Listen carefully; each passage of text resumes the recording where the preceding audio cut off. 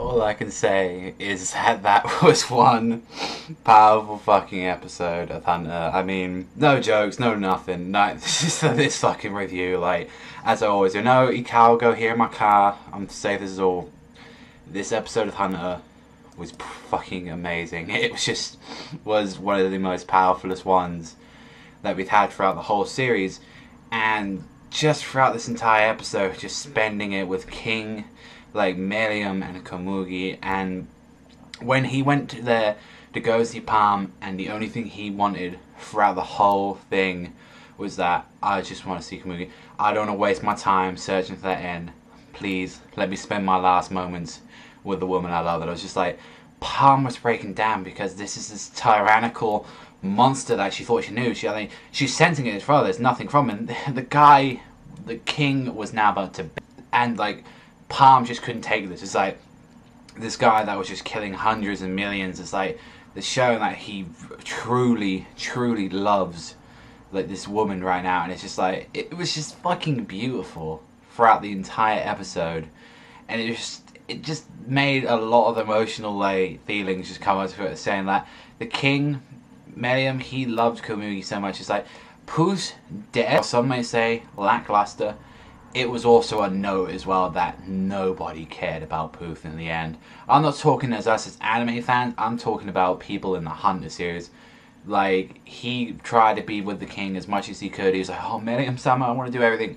He tried to make sure he could spend the last moments, but not even the dust beneath his feet want to be with him. Not even, no chimeras, no humans, Bizarre, no one like that wants to spend their time with Poof, and that was just kind of the message. I mean, UP's one was lackluster, but I thought Komugi, like, and King in this episode was just the most beautifulest part of this episode. Like, no opening, no nothing like that. We don't need you can smile again because you ain't smiling after this opening. Like, and it was, they showed as well with this episode that the Poof, like, after all that stuff, it's showing that, you know, Netero, his last will on the disc, and it's like leading a little bit more build up to like episodes to come. It's like, what is going to happen? It's like, you know, we get to see, you know, Palm back with everyone, because the only promise that she had is that she wanted to spend, like, she wanted to use to see the last moments between the king and Komugi, and it's like, if that's all I need to see to be with her, then that is fine. And it's just like, when she finally says it, it's over, and like, everyone's back there, Ikago, Palm,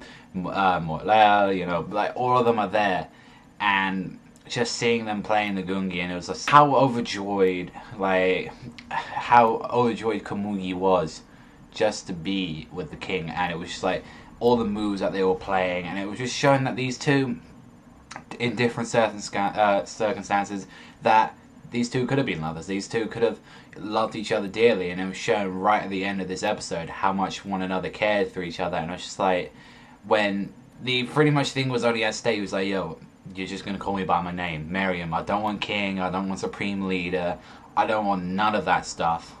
You're just gonna call me Miriam. And it was just like, the most powerful part was just that ending, when you just see it, it's like pretty much the whole room's pitch black, and they just keep playing Gungi, and it's just like, he keeps calling out to Komugi saying, are you beside me, are you near me? And she's just there with just open arms, just saying, I'm here. And it's like, let me say it. And when the king says, I'm just gonna rest a bit, let me hold your hand, and it's just like, that was beautiful. That was a fucking beautiful moment in the series, when you just see the king die in Komugi's arms, and I was just like, only Hunter, like, can do that with a villain that you could, like, just cry your eyes out to see it.